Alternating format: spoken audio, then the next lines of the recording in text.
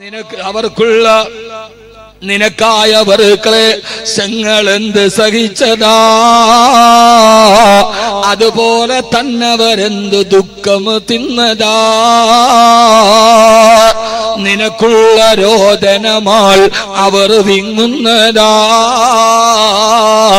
കരയാത്ത കണ്ണും കരകവിഞ്ഞൊഴുകുന്നതാ.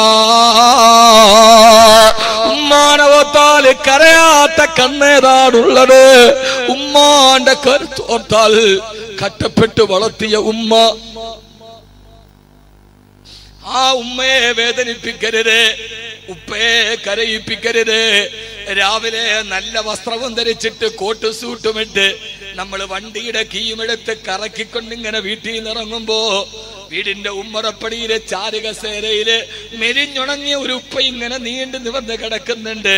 പൊന്നുമോനെ, ഇന്ന് നിന്റെ ശരീരത്തിന് ഈ വണ്ണവും വലിപ്പവും വന്നത് നിന്റെ ഉപ്പാന്റെ ഈ ശരീരം വൈക്കോല് പോലെ ഉണങ്ങിപ്പോയത് കൊണ്ടാണ്.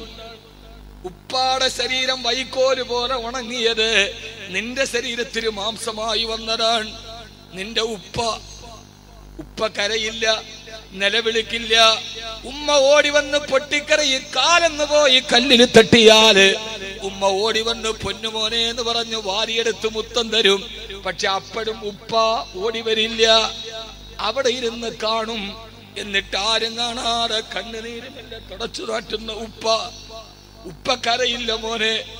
ഉപ്പ സങ്കടങ്ങൾ ഉള്ളിൽ ഒതുക്കലേ ഉള്ളൂ. ഉമ്മ കരഞ്ഞ് നിലവിളിക്കും. അവസാനം എന്റെ പൊന്നുമോൻ എന്തെങ്കിലും പറ്റിയെന്ന് പറഞ്ഞാൽ നേരെ പള്ളിയിൽ പോയി നിസ്കാരപ്പായിൽ ആരും കാണാതെ കരയുന്ന ഉപ്പ ഒരു കരുതലാണ്. ഉപ്പ വീട്ടിലുണ്ടെങ്കിൽ എല്ലും തോലും മെലിഞ്ഞ വൃദ്ധനാകട്ടെ, ഉപ്പ വീട്ടിലുണ്ടെങ്കിൽ വീടിന് വാതിലില്ലെങ്കിൽ കിടന്നുറങ്ങാൻ ധൈര്യമുണ്ട്.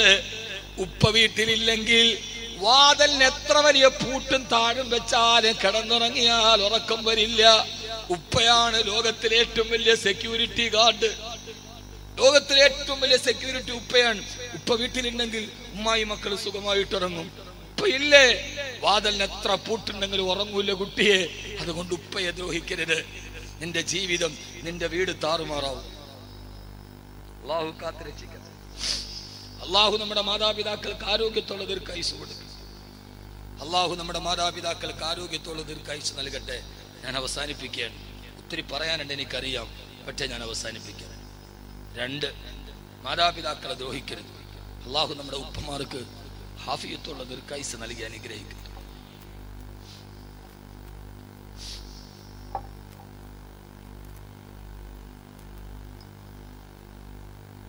3 പ്രധാനപ്പെട്ട കാര്യമാണ് അള്ളാഹു തൗഫീഖ് നൽകി. അല്ലാഹു അക്ബർ. 12 മണിയായി. ഒരു 10 മിനിറ്റ് കൂടി നമുക്ക് അവസാനിപ്പിക്കാം. പോരെ പോരാ? അൽഹംദുലില്ലാഹ്. അള്ളാഹു നമുക്ക് ഇനിയും പറയാനുള്ള തൗഫീഖ് നൽകട്ടെ. 12 ദിവസമായി ഞാൻ വീട്ടിൽ നിന്ന് ഇറങ്ങിയിട്ട്. ഇടയ്ക്കൊന്ന് പോയി വീണ്ടും ഇറങ്ങി. എന്ന് ഈ വാദം തന്നെയാണ്. ഒരു പരിധിയുണ്ട് സഹോദരങ്ങളെ. എല്ലാവരും പറയാനൊക്കെ എളുപ്പമാണ്, പക്ഷേ വിമർശിക്കാൻ എളുപ്പമാണ്. വിമർശിച്ചോട്ടെ, കുഴപ്പമൊന്നുമില്ല. ആരെന്ത് പറഞ്ഞാലും കേൾക്കും, ഒരു മറുപടിയില്ല. ചില സമയത്ത് നമ്മൾ പൊട്ടന്മാരാവണം. ജീവിതത്തിൽ വിജയിക്കണോ, നമ്മൾ ചില സമയത്ത് പൊട്ടന്മാരാവണം. സുമ്മും ബുക്കുമൻ ഉമ്മിയൻ, പൊട്ടൻ, പച്ച പൊട്ടൻ. അവര് പറയണ ഞാൻ കേട്ടിട്ടില്ല. അവലക്കത് അമുറു അലല്ല ഈമിയ സുബുനി ഫമളൈതു സമ്മത ഖുൽതുലായ ഇനീനി. ഞാൻ പ്രത്യേകിച്ച് ഓർമ്മ, ജീവിതത്തിൽ ജയിക്കണോ, പൊട്ടനാവണം. കാട്ടിലൊരു മത്സരം നടന്നു. ഒറ്റക്കൊമ്പുള്ള മരത്തിന്റെ മുകളിൽ ഒരു സ്വർണ്ണ കിരീടം വെച്ചിട്ട് അതിൽ കയറി എടുക്കുന്നവൻ ആ സ്വർണ്ണ കിരീടം കിട്ടും. പുലി, അണ്ണാൻ, ഉടുമ്പ് ഒക്കെ കയറാൻ നോക്കി. പാതിവടിയിൽ തോറ്റ് താഴെ വീണു. എന്നാൽ അവ എപ്പോഴും മരത്തിൽ ഓടി നടക്കണം. അവസാനം ഒരു പച്ച തവള, കൊച്ചു തവള കയറാൻ ശ്രമിച്ചു. അപ്പൊ ചുറ്റുഭാഗത്ത് നിന്ന് മൃഗങ്ങളൊക്കെ കൂക്കി വിളിച്ച് പരിഹസിച്ചു. എടാ, പുലിക്ക് അണ്ണാനും പറ്റാത്താണോ പച്ചത്തവളെ നീ ഇപ്പൊ കയറാൻ വേണ്ടി പോണത്? ചുറ്റുഭാഗത്ത് നിന്ന് മുഴുവൻ ആളുകൾ കൂക്കി വിളിച്ച് പരിഹസിച്ചു. തവള ഇതൊന്നും ശ്രദ്ധിച്ചില്ല. പാഞ്ഞ് മുകളിൽ കയറി കിരീടം എടുത്ത് താഴെ ഇറങ്ങി. അപ്പൊ ഈ കിരീടം കൊടുക്കാൻ വേണ്ടി രാജാവായ സിംഹം, ഇത് തിരുമതിയിലൊന്നും ഇല്ല കേട്ടോ, ഫോർ എക്സാമ്പിൾ ഒരു കഥയാണ്. അങ്ങനെ സമ്മാനം കൊടുക്കാൻ വേണ്ടി സിംഹം കൊടുത്തപ്പോ ഈ തവളയോട് സിംഹം ചോദിച്ചു, മോനെ ചുറ്റുഭാഗത്ത് നിന്ന് ഇത്രേ ആളുകൾ കൂക്കി വിളിച്ചിട്ടും അതൊന്നും ശ്രദ്ധിക്കാതെ നീ അങ്ങനെ മുകളിൽ കയറി വിജയിച്ചു. അപ്പോൾ ഈ പാവം തവള ഒന്നും വേണ്ടിയില്ല, മുഖത്തോട്ട് ഇങ്ങനെ നോക്കി നിന്നു. അപ്പൊ ഈ തവളയുടെ അമ്മ അപ്പുറത്തൊന്ന് വിളിച്ചു പറഞ്ഞു, രാജാവേ അവനോടൊന്നും ചോദിക്കണ്ട, അവൻ പൊട്ടനാണ്. രാജാവേ അവനോടൊന്നും ചോദിക്കണ്ട, അവൻ പൊട്ടനാണ്, അവന് ചെവി കേൾക്കൂല. അവന് ചെവി കേൾക്കാത്തോണ്ട് ചുറ്റുഭാഗത്തു നിന്ന് പരിഹസിച്ച ആളുകളുടെ പരിഹാസം അവൻ കേൾക്കാത്തത് കൊണ്ടാണ് അവൻ ഇതൊന്നും ശ്രദ്ധിക്കാതെ മുകളിൽ കയറിയത്.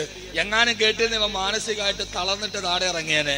അതുകൊണ്ട് ചില സമയത്ത് പൊട്ടനാവണം, പച്ചപ്പൊട്ടൻ. ഞാൻ ചില സമയത്ത് പച്ചപ്പൊട്ടനായിട്ട് അങ്ങ് അഭിനയിക്കും. തെറി പറഞ്ഞവനോടും ഇല്ല, ഒന്നുമില്ല, എന്നാലേ നമ്മൾ മേപ്പോട്ട് കയറും. ചില സമയത്ത് എല്ലാത്തിനും മറുപടി പറഞ്ഞാൽ ജയിക്കൂല.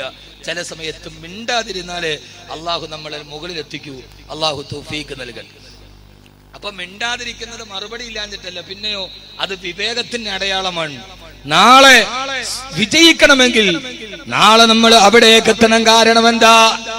പരിവലക്കത് അമുറു അലല്ലൈമി ബിയസുബ്ബുനി ഫമലൈതു സമ്മത ഖുൽതു ലാ യഅനീനി.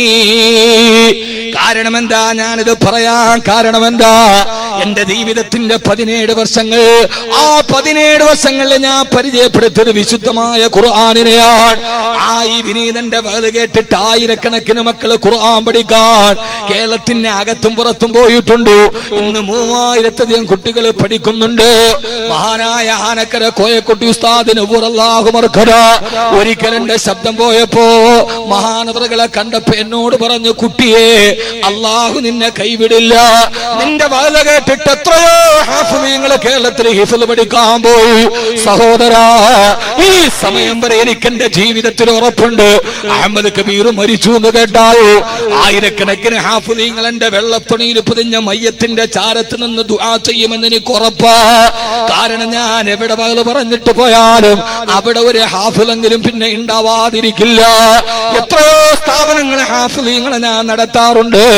ഒറ്റപ്പാലത്തുള്ള എന്റെ ഹിഫ്ളുൽ ഖുർആനിലേക്ക് ഈ വിനീത നേതൃത്വം കൊടുക്കുന്ന ഹിഫ്ളുൽ ഖുർആനിൽ നിങ്ങൾ വാ.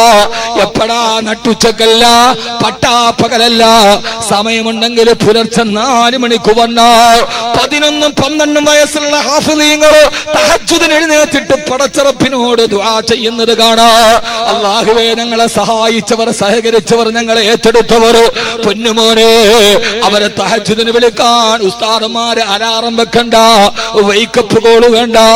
11 വയസ്സുള്ള ഹാഫിളീങ്ങളായ പൊന്നുമക്കള് തഹജ്ജുദിന് എഴുന്നേറ്റുണ്ട്, ദുആ ചെയ്യും. അല്ലാഹുവേ, വേണ്ടി കഷ്ടപ്പെട്ടു ഭക്ഷണത്തിന് പൈസ ഉണ്ടാക്കി വരുന്ന ഞങ്ങളുടെ ബാക്കവി ഉസ്താദിന് ഖൈർ നൽകണേ അല്ലാഹ്. ആ ഒരു ദുആ പോലെ എത്രയോ ആളുകൾ ഇവിടെ വന്നപ്പോഴും ഉസ്താദെ എന്റെ മോനെ ഹാഫിളാക്കണം, നിങ്ങളുടെ വേല കേട്ടപ്പോൾ മുഴുവൻ ആശയാണ്. ഞാനൊരു ഖുർആന്റെ പ്രചാരകനാണ്. ആ പ്രധാനത്തിന്റെ ദൗത്യം ഞാൻ ഇവിടെ വെച്ച് നിർവഹിക്കുകയാണ്. നിങ്ങളുടെ വീടിന് ഐശ്വര്യം കിട്ടണോ? മൂന്നാമത് ചെയ്യേണ്ടത്, ആകാശ ലോകത്തു നിന്ന് അല്ലാഹുവിന്റെ അനുഗ്രഹം ലോകത്തേക്ക് വർഷിക്കുന്ന മലക്കുകളോ സന്ധ്യാസമയത്ത് ആകാശത്ത് നിന്ന് താഴോട്ടിറങ്ങി വരുമ്പോ ചില വീടുകളുടെ മുകൾ ഭാഗം ഇതേപോലെ ലംഘിക്കളിക്കുന്നുണ്ടാവും. ഈ മക്കാമ് പരിസരത്ത് ഈ വർണ്ണ ബൾബുകളെ കത്തിക്കളിക്കുന്നത് പോലെ ആകാശ ലോകത്തു നിന്നൊരു വീട്ടിലേക്കുള്ള അനുഗ്രഹവുമായി വരുന്ന മാലാകമാർ ആകാശത്ത് നിന്ന് ഭൂമിയിലേക്ക് പോക്കുമ്പോ ചില വീടുകൾ ഈ വർണ്ണ ബൾബുകൾ കത്തിക്കളിക്കുന്നത് പോലെ തിളങ്ങുന്നുണ്ടാവും. അതാരുടെ വീടെന്നറിയോ? ഞാൻ പറയുന്നു, ആയിരക്കണക്കിന് തൂണുകളല്ല വേണ്ടത്. ഈ വീട്ടിന്റെ ഉള്ളിലെ അനുഗ്രഹത്തിന്റെ ഈ കവാടം തുറക്കണം. ഒന്നാമതാരെന്നറിയോ? ബൈത്തുൽ ആലിമി, ഒരാലിമിന്റെ വീട്. ആ വീട്ടിൽ ഒരു ആലിമുണ്ട്, ഖുർആൻ പഠിച്ച ഹദീസ് പഠിച്ച ആലിമുണ്ട്. ഇദാ അമില ബിഹി, ആ ഇൽമനുസരിച്ചിട്ട് അയാൾ അമൽ ചെയ്താൽ. രണ്ടാമത്തെ വേറെന്നറിയോ? നിന്റെ വീട്ടിൽ അല്ലാഹുവിന്റെ അനുഗ്രഹം വേണോ? വബൈതു ഹാഫിളിൽ ഖുർആൻ മനപ്പാഠമാക്കിയ ഹാഫിളിന്റെ വീട്. ഖുർആൻ മനപ്പാഠമാക്കിയ ഹാഫിളിന്റെ വീട്. ആ വീട്ടിലൊരു ഹാഫിളുണ്ട്, അവൻ ഖുർആൻ മനപ്പാഠമാക്കിയ ഹാഫിളാണ്. അതുകൊണ്ട് സഹോദരങ്ങളെ, സഹോദരിമാരെ, ഉമ്മമാരെ, ഓരോരുത്തരും ഒരു കുടുംബത്തിലൊരു ഹാഫിൾ ഉണ്ടാവണം. ഒരു ഹാഫിളാരാ? ഞാൻ അവസാനിപ്പിക്കുന്നു. ഖുർആനിലെ വീട് എന്ന് പറയുന്ന വിഷയം അവസാനിപ്പിക്കട്ടെ.